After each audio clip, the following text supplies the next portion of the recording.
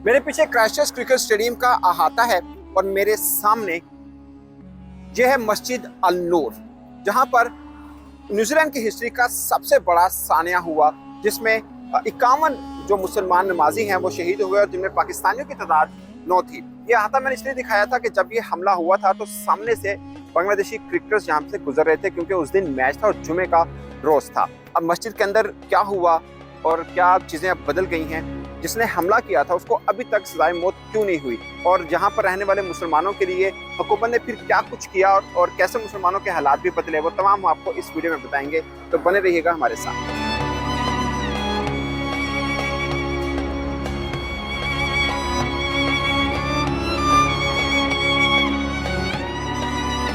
इस सहाने के बाद न्यूजीलैंड के अंदर जितने भी मसाजिद हैं और जो नमाजी नमाज पढ़ने आते हैं उनको एक की दी गई है, आप स्कैनर कह सकते हैं, उसके बगैर कोई भी शख्स अंदर दाखिल नहीं हो सकता। जैसे ये मस्जिद है, अगर इसका दरवाजा बंद कर दिया तो मैं खोलना चाहूँ तो नहीं खोल सकता। तो ये स्कैनर है मेरे पास, ये स्कैनर लगाऊंगा और उसके बाद ही ये दरवाज़ा जो है वो खुलेगा।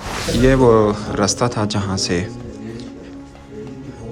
हमलावर दाखिल हुआ और उस हॉल में हम आपको लेके जाते हैं। ये वो हॉल था जहाँ पर जुमे की नमाज़ पढ़ने के लिए नमाजी यहाँ पर मौजूद थे।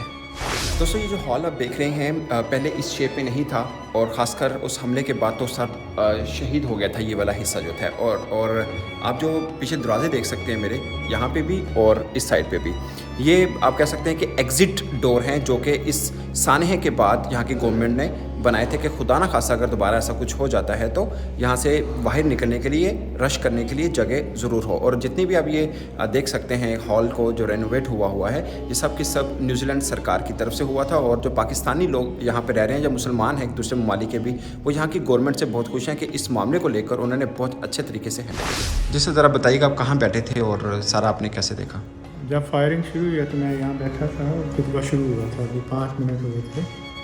उसके बाद जब उसने अंदर फायरिंग करनी शुरू की है तो फिर लोग दौड़े हैं जिधर उनको लगा है कि वो जा सकते हैं। तो मैं दौड़ा हूँ इस एग्जिट की तरफ, इस दरवाजे से निकल के साथ वाले कमरे में बैक डोर खुलता है, तो हम पीछे चले गए। तो ज़्यादातर नमाजी दरवाजे पे ही शहीद हुए क्योंकि भागने की कोशिश की उन्होंने?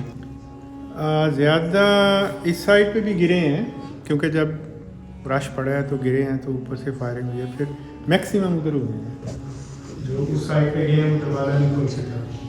ठीक है, कुछ उसकी तरफ गए हैं, कॉर्नर की तरफ के चलो शायद हाइड हो जाए ना, बच जाए। हाँ सही। फिर ये विंडो की तरफ भी थे तो विंडो तोड़ी है किसी ने, ठीक तो है। विंडो से बाहर निकले। सबसे बड़ा जो मौजज़ा हुआ, इमाम साहब इधर इसके पीछे बैठ गए सिर्फ, ओके। तो उनको फायर नहीं हुआ। अल्लाह ताला ने उनको बचाया है। हालांकि वो सारी फायरिंग सुनते रहे, लेकिन अल्लाह ने उनको बचाया, वो सिर्फ नीचे बैठ गए थे इसमें। सही सही सही। ये आपके पीछे जो दरवाज़ा, ये बाद में गवर्नमेंट ने बनाया ना? ये बाद में बना, ये अभी बना। सही है। और उसके बाद सबके पास अपनी अपनी चाबियां हैं जो भी नमाज़ पढ़ने यहाँ पे आते हैं? उनके पास स्कैनर हैं, टैग्स हैं, सही। जिसके पास टैग है वो आ सकता है अंदर। सही। तो सरकार ने उसके बाद मतलब लोग बहुत खुश होते, हम पाकिस्तान में खबरें देख रहे थे कि जितने भी पाकिस्तानी और मुसलमान यहाँ पे थे वो सरकार की तरफ से जो जो इक़दाम किए गए थे, स्टेप्स लिए गए थे, उनसे बहुत खुश थे। तो क्या कुछ उन्होंने किया था? खुश इस सेंस में थे कि मॉरली उन्होंने बहुत स्ट्रॉन्ग स्टेप लिए थे जो प्राइम मिनिस्टर थी।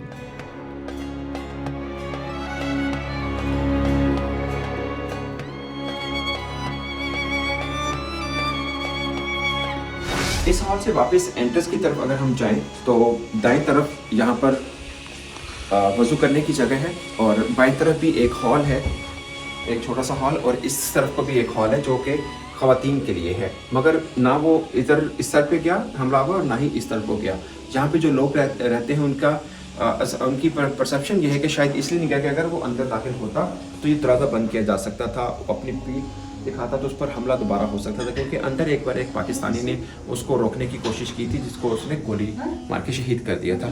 तो इन किसी भी सेक्शन के अंदर वो जो हमलावर था वो दाखिल नहीं हुआ था।